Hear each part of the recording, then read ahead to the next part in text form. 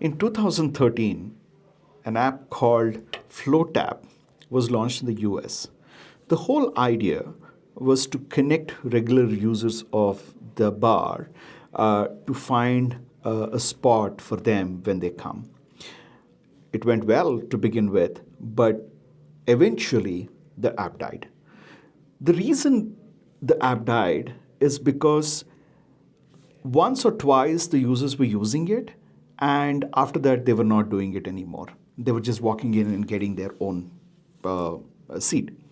Now, there was no consistency in the usage of the app, and the revenue model was a little shaky. The whole reason the app was created to make it convenient to find a place and how rush is the place and to understand all these things, but they could not create the hooks for the users to come back and use the app, and hence it had to shut down. There's another interesting startup called Hit Me Up in 2011 in the UK, where their idea was to push promotional ads to users who were coming to a particular shop regularly. Or, as an instance, when it's a low sale day, it's a Monday afternoon, they would get promotional items on as a pop-up on the phone so that they could go ahead and do the shopping with discounts and everything. But this app also shut down. For this, there are different reasons. The creators of the app, the people who invested and built the app, were not too tech savvy. Point number one. Point number two, they could not translate the whole idea into what was required for somebody to build the app. Now, these two completely came together. And the third, but not the last reason, was the shop owners did not know how to operate and push promotional items for at the regular intervals.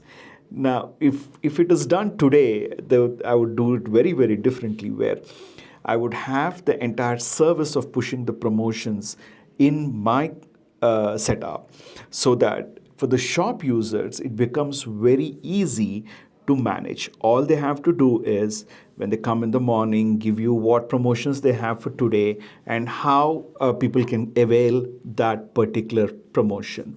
So you're taking away the entire technology interference with the shop owner and allowing him to focus on doing the sale. Whereas you, as the startup owner or the product owner, can focus on giving the entire technology service. The another interesting startup, which is this is India based, was Rooms Tonight. Now, this app was started in 2014, and the whole idea was to provide hotel rooms on demand for people who within India and who are visiting India. Believe me, they had 4,000 hotels on the platform, but by 2017 they ran out of funds. There are a couple of factors. Is the idea too early there? Which I don't think it is. But the predominant factor which could not get them the sales what they wanted was the whole aspect of understanding the psychology of the Indian consumer. We are people who would prefer to go and see the hotel and then stay rather than seeing something. That's a different story. Oyo Rooms changed that whole landscape with their whole offering. But Rooms Tonight could not scale up to that aspect of what they were supposed to do and how they were going to give the discount to the users of the app. And another factor for me, if I look back, this is about 7 years, 8 years ago. Another aspect is the psychology of using an app to book an hotel room, and psychologically, it'll be expensive. So even today, when I talk to a lot of people, yeah, flight tickets are something what we buy every day, and airlines like Indigo or Air Vistara, whoever is it, they keep telling that prices are discounted when you use a mobile app because they want to discourage using the web and use the mobile app instead. But it's a psychological feeling that if I buy something on a phone, it'll be more expensive than using a laptop. And at some time, there was also a whole science behind products have different prices on the kind of phone you use. If you use an iPhone, it's the most expensive. If you use an Android, a lower end Android, it is different, and a high end Android is different. So this all things come into picture when you are looking at providing a service. So it's more from a psychological standpoint. So where I'm coming with the whole story is building products is just not about technical superiority, the stability, but it is about how you create the hooks and bring users to start using your platform, the most important aspect. And 9 out of 10 ideas fail or cannot get to the next level because of various reasons: co-founder conflict, market not ready, or they don't have funds to go ahead and sustain it for a long time. All these things come into play. And when I consult with entrepreneurs, I first look at what is their runway to sustain without additional funds, and what are the source of additional funds. And if you're solely banking on VC coming into picture, that's a different game you need to play with your product. But if you have certain ideas of how to start early revenue generation and keep that to sustain to build the build your offering, that's a different strategy altogether.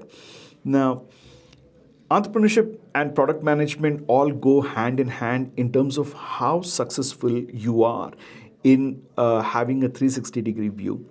And even in my case, many a times I lose the 360 view and somebody tells me, Hari, you're missing this point, and then I go back and research on it.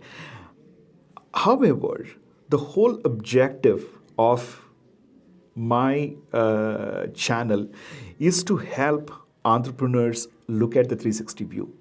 Now, I'm not here to increase my subscriber count and more number of people subscribing to my content. No, I'm here to create value to my clients. I do two things. One, I engage with small, medium enterprises in fractional roles to help them do their business strategy, business modeling, and technology work.